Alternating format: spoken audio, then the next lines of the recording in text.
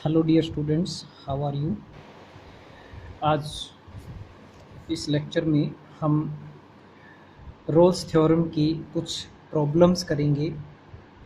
पिछले लेक्चर में आपको याद होगा मैंने रोल्स थ्योरम की कुछ ऐसी प्रॉब्लम्स करवाई थी।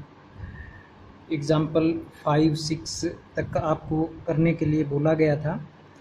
ऐसी प्रॉब्लम्स थी जिनमें या तो रोल्स थ्योरम को हमने वेरीफाई किया था या रोल्स थ्योरम की एप्लीकेबिलिटी को चेक किया था।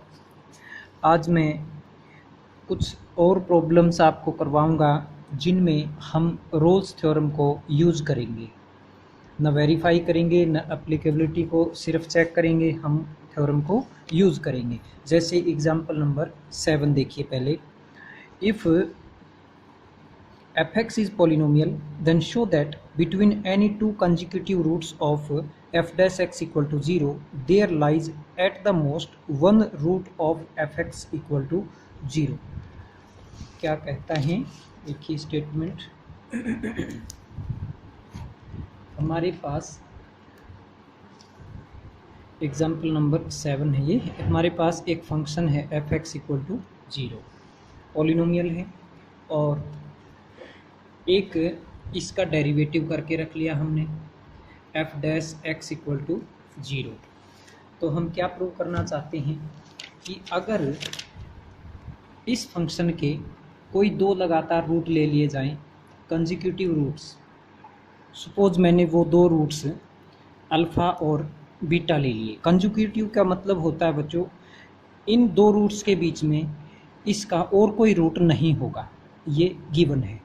ओके, अब मैं प्रूव करना चाहता हूँ कि इन दो रूट्स के बीच में इस फंक्शन का ज़्यादा से ज़्यादा एक ही रूट हो सकता है। ओके, अब मैंने मान लिया इसके अंदर दो रूट हैं इस फंक्शन के, ए और B.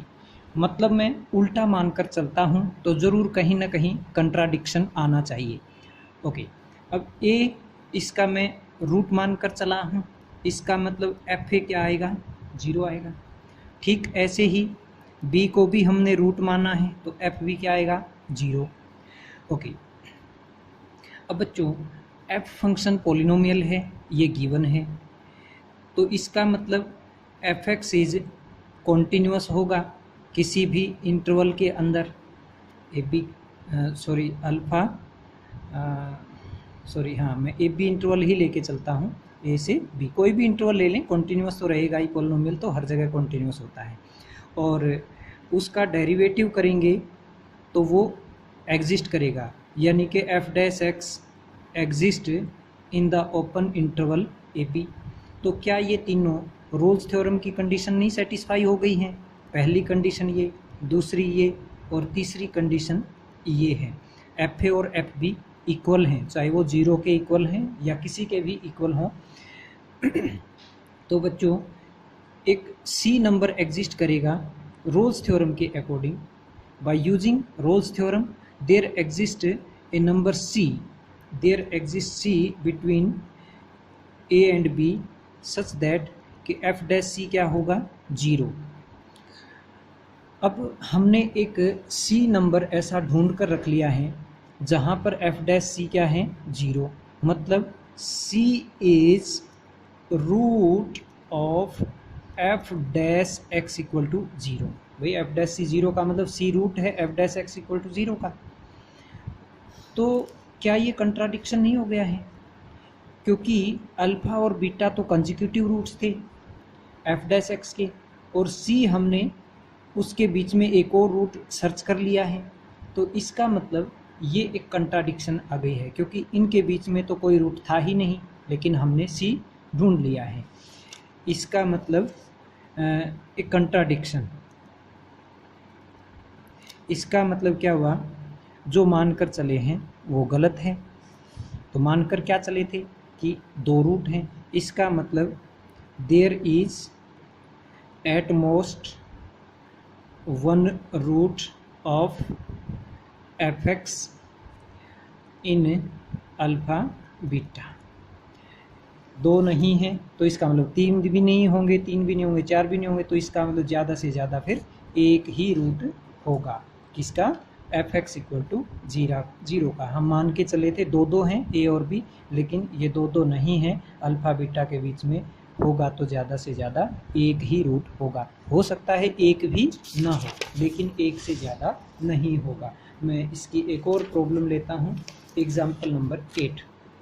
Show that between any two roots of F x equal to, between two roots of, ये एक फंक्शन गिवन है E raise to power x cos x minus 1 equal to 0। क्या गिवन है?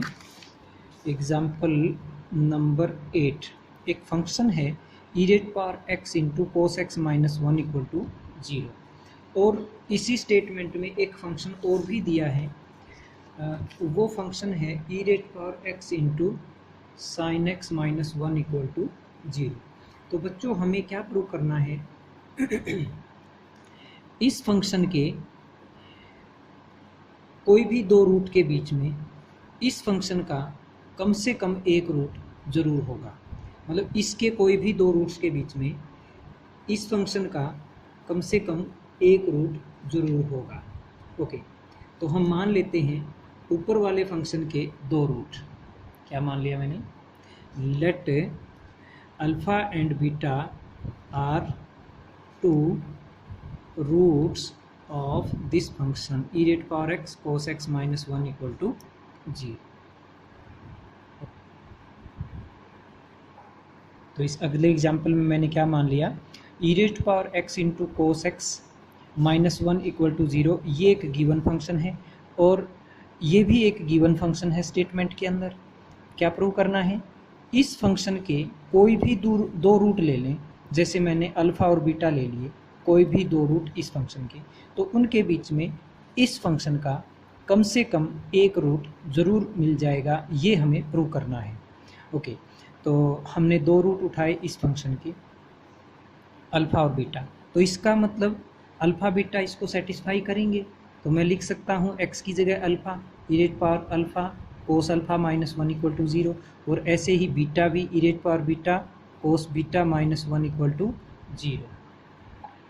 अगर मैं इस फंक्शन को एफ एक्स कहूँ तो ये एफ अल्फ़ा है, तो एक मिनट के लिए एफ अल्फ़ा को थोड़ा और हम आगे प्रोसीड करते हैं, या फिर ऐसा कीजिए इनको इक्वेशन 1 और 2 मान लीजिए यहीं पर। ओके, अब बच्चों हमारे को एक फंक्शन और यूज होगा, सपोज वो जी एक्स मैंने मान लिया।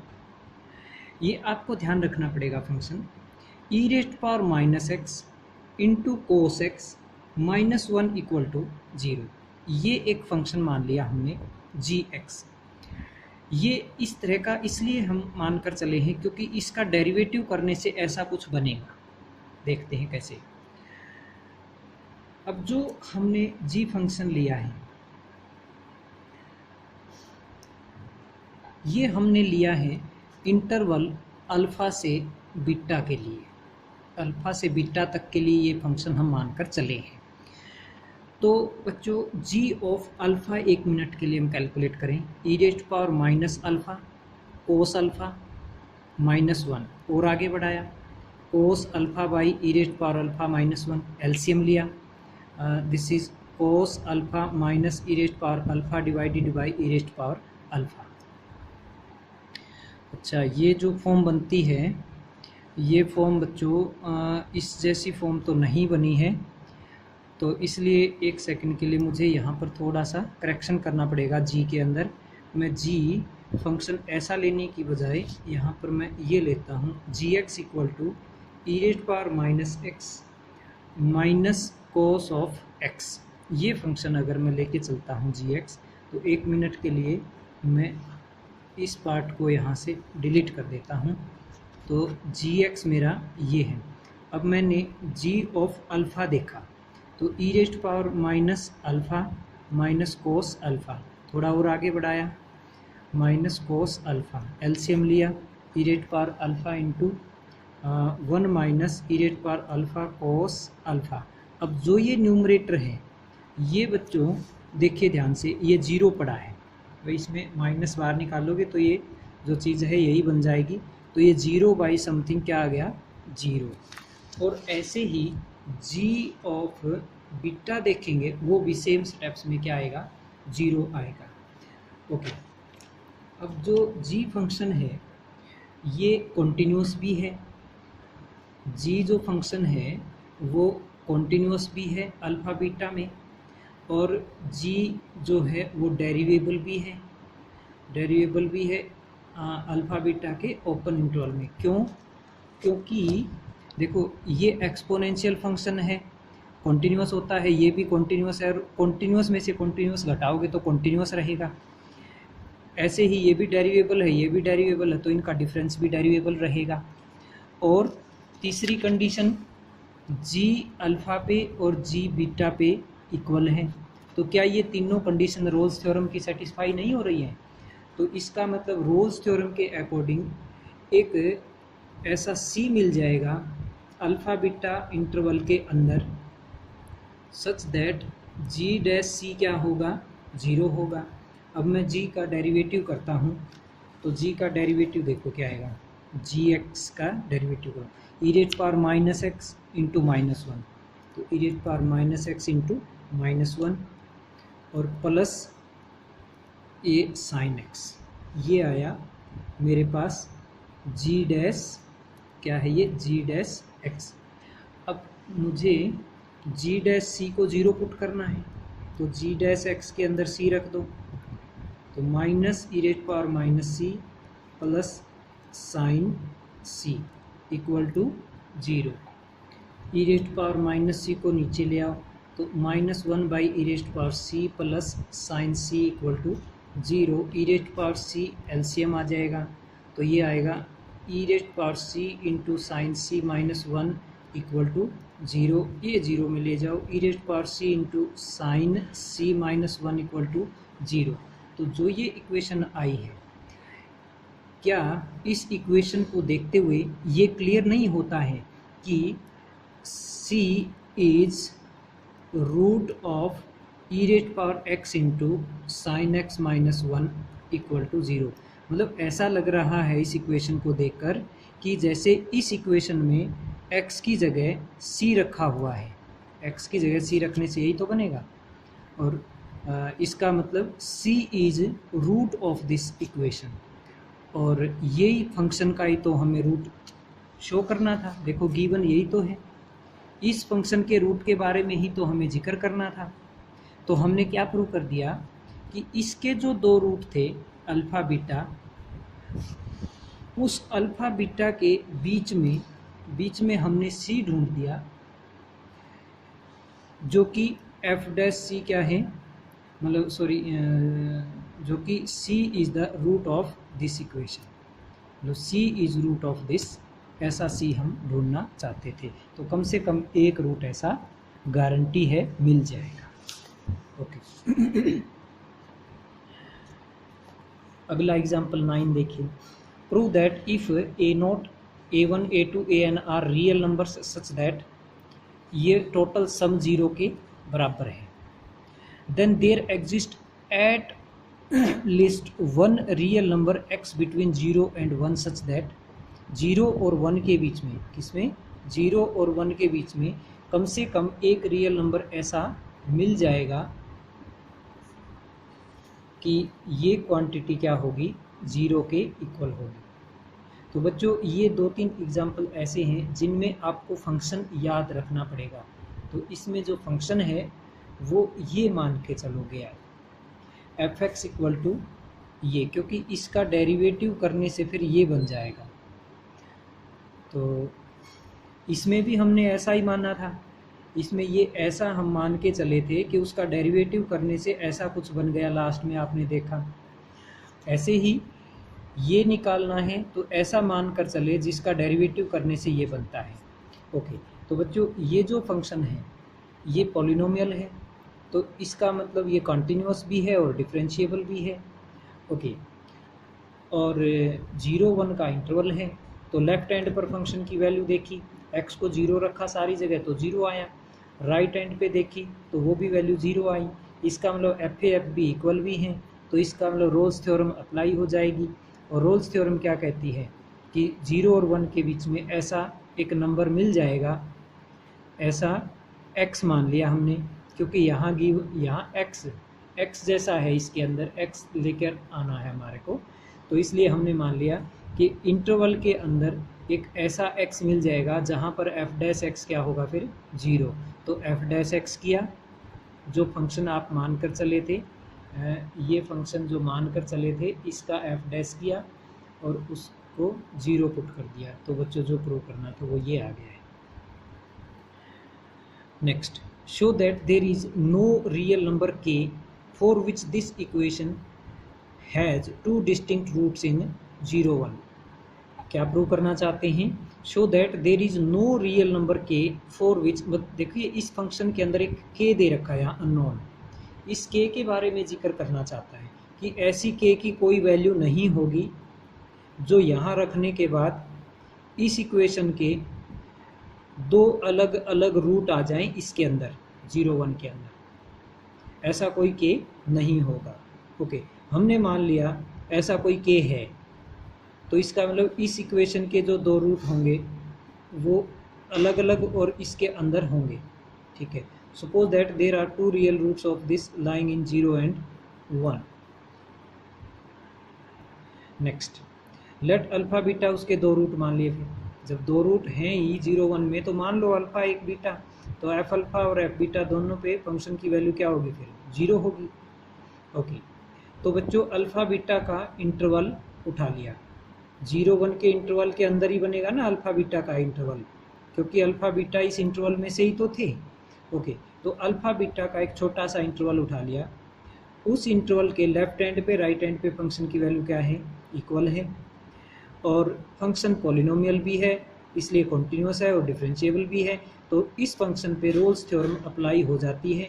रोल्स थ्योरम क्या कहती है कि एक ऐसा नंबर मिल जाएगा अल्फा बीटा के अंदर जहाँ पर इसका डेरिवेटिव क्या होगा 0 होगा। वो मैं अगले पेज पर लेकर चलता हूँ। तो ऐसा एक सी मिल गया है अल्फा बीटा इंटरवल के अंदर जहाँ एफ डैश सी क्या है 0 है। तो एफ डैश सी निकाला और उसमें सी रख दिया, एफ डैश एक्स के अंदर सी रख दिया और वो ये आ गया। तो यहाँ से सी की वैल्यू क्या आई +1 और -1।